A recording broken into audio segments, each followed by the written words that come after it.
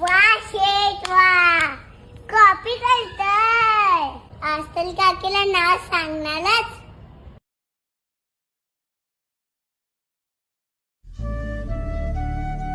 बाबा त्या दिवशी काय बोलत होते ते माहितीये? आपल्याला कंपोज झालाय, त्याला भ्रष्टाचाराची वाळवी लागलीये. मला नाही माहिती कशाबद्दल बोलत होते.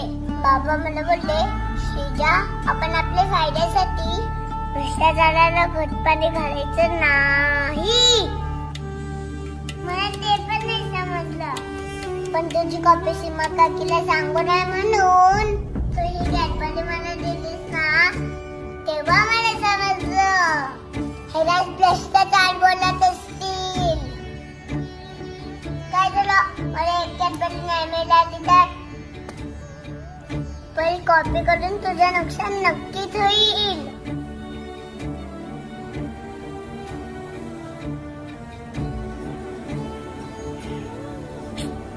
काय करते?